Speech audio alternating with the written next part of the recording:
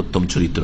কালা, তিনি বলছেন, কানাতিল ইয়াহুদ তাকুল, ইহুদিদের একটি ভ্রান্ত ধারণা ছিল, তারা বলতো, ইযা আতার রাজুলু ইমরাতাহু মিন দুবুরিহা ফি কুবুলিহা, কোন স্বামী যদি তার স্ত্রীর কাছে পেছন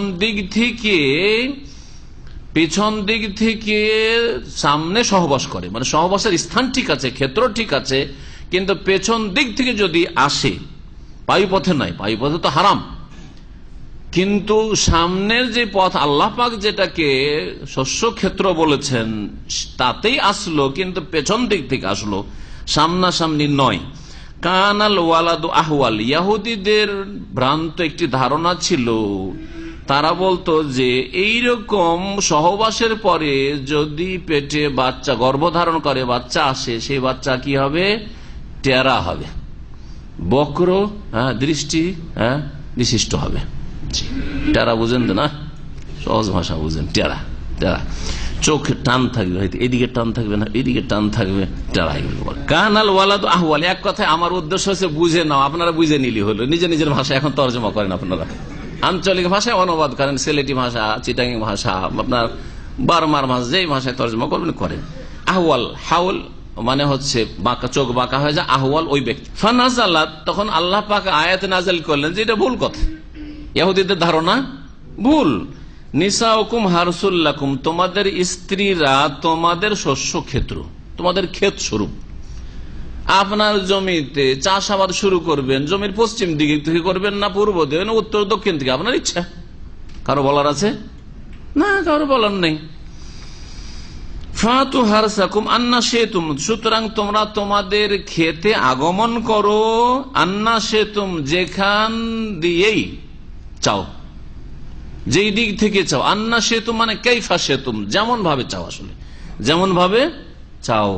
আইনা সেতুম না, আইনা মানে যেখানে, যেখানে মানে তাহলে ক্ষেত্র আলাদা হয়ে যায় না, ক্ষেত্র আলাদা হলে চলবে না, ক্ষেত্র মাত্র একটি, দ্বিতীয় কোনো ক্ষেত্র নেই। একটি হচ্ছে শস্য ক্ষেত, দ্বিতীয় কোনো শস্য ক্ষেত না স্ত্রীর ক্ষেত্রে। বুঝছেন না? বুঝছেন না কথা? বুঝছেন না? কারণ বিষয়গুলি বোঝা জরুরি। তো আন্না সেতুম মানে কাইফা সেতুম, যেমন ভাবে চাও, বসে চাও, দাঁড়িয়ে চাও, শুয়ে চাও, পেছন দিক থেকে সামনের শস্যক্ষেত ঠিক থাকতে হবে, শস্যক্ষেত ঠিক থাকতে হবে, কাইফা সেতুম। আর আন্নার অর্থ আইনা যদি করা যায় তাহলে স্থান পরিবর্তন হয়ে যায়, যেখানে চাও। না, একাধিক জায়গা আল্লাহ তৈরি করেননি, নিজের জন চাহিদা পূরণ করার জন্য আল্লাহ পাক রব্বুল একটি শুধু ক্ষেত্র তৈরি করেছেন, সেটা আরবি ভাষায় কবুল, এই জন্য বলা হয়েছে কবুল, ফি কবুলিহা, সামনের দিকে।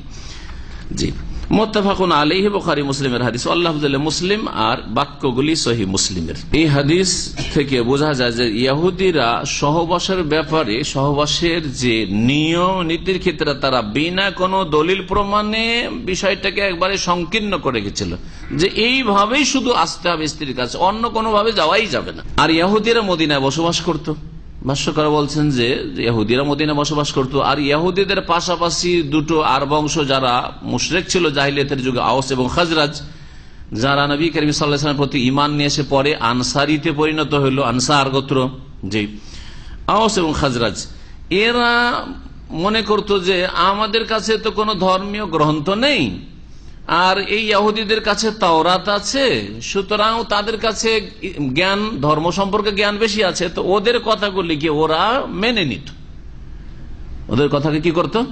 মেনে নিত। স্বাভাবিক, দুটো যদি সম্প্রদায় কোথাও বসবাস করে আল্লাহর জমিনে, তো যারা একটু সিনিয়র তাদের কাছে যারা জুনিয়র তারা নতি স্বীকার করে, ঠিক না?